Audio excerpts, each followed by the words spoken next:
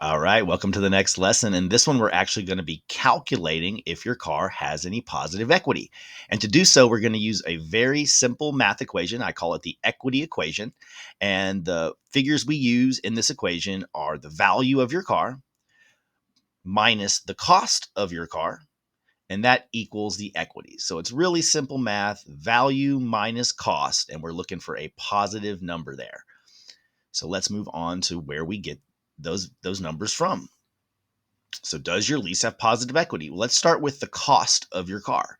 There's two possibilities here. One is your residual value if you're at the end of your lease. So, if you've made all of your lease payments, the cost or payoff amount of your car will be your residual value, which you can find on your lease contract. The other possibility is a current payoff quote if you still have lease payments remaining. So if your lease isn't over, your payoff's going to be higher than your residual value because you still have to cover your future remaining lease payments. So you're going to be using your current payoff quote without tax. And this is very important. When you're selling your car to a dealership, they are tax exempt. Sometimes your leasing company will present you with a payoff quote that has tax included, because if you were going to buy it yourself, you have to pay tax. So you need to make sure you get the payoff quote without tax if you have payments remaining on your lease. So those are the possible costs of your car. Now let's get to the value of your car. So this would be the trade-in value, and that is what a dealer will pay. That's the wholesale value of your car. There's also the market value, which is what the dealer will resell the car for to the next driver. That's what the next driver will pay. And that's a little bit harder to get by you. It is possible. I'll talk about it a little bit more in the next few slides. So those the cost, and then there's the value. All right, so calculating your equity position. So remember, we have the value of the car minus the cost equals the equity. So where do you get the cost of your car? So you get your payoff quote amount from your leasing company. Remember, like I said before, always call your leasing company for things like this, not the dealer. And when you do call your leasing company, make sure you're getting the quote for dealers with no tax included, like I previously said. Now, you might be able to log into your online account and check what your current payoff quote is. You just need to make sure that does not have tax included. All right, and that's where you would get the cost from your leasing company. All right, let's move on to where do you get the value of your car. So if you want to get the trade-in value of your car, I typically just go to CarMax and get an online offer. They're the easiest to use. It's pretty good numbers as far as what other dealers will also offer or match. And so I just go to CarMax.com and I get a trade-in reference point. Now you might not be able to sell your car to CarMax, and we'll talk more about that here in the very near future. But I like to use it just to get an online offer, really simple to use. So just go to CarMax and see what they say your car's worth. You have to enter your VIN number in, maybe your license plate, give them a few details, and then they'll spit out, a valuation of what they would buy your car from you for. So that's where you would get your trade-in value.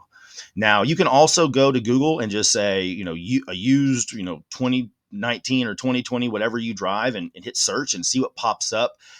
That's being resold by dealers, and you can find a similar car that has mileage that matches yours, and that's how you can get the actual market value. That's going to be a higher number than the trade value because that's what the dealers are actually reselling them for, and it's a lot harder for you to get that amount selling the car yourself. But it's possible, so if you want to see what that is, you can just Google search to get the market value. All right, so now that you have those two numbers, you take the value you just got off of CarMax, you subtract it from the cost you got from your leasing company, and boom, there you go. There's your equity position. And if that's a positive number, you keep the difference. Now, how you keep the difference, we'll talk about very soon. But most of the time, you're going to go to a dealer and you're going to get the trade value.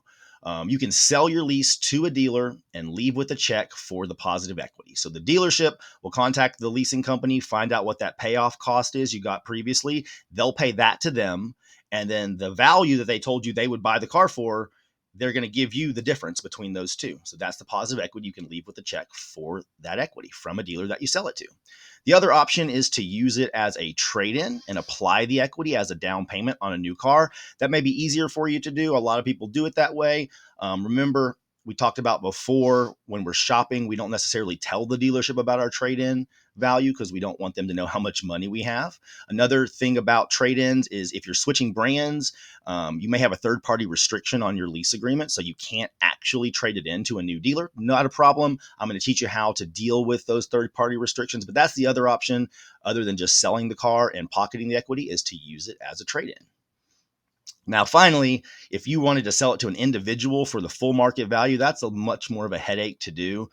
You would have to be the owner of the car before you could sell it to somebody else. So you would have to pay the car off yourself in order to resell it to a third-party buyer for the full market value. And what that entails is you coming out, pocket for the money to buy the car, or getting a loan to buy the car. You also have to pay the sales tax because you're not tax exempt like a dealer. So you got to transfer the title, pay the sales tax, get all that done. And then you have to go find your own private buyer. So you have to market the car. You have to meet with the buyer. You have to hope they're willing to pay full market value. If you have the energy and the motivation to do that, and the values for the market is so much higher that you're really motivated to do it, by all means you can, but it's a bit of a headache. I bet most people are going to go with the dealer option and take the trade value over the market value. All right, that's the end of this lesson. I will see you in the next one.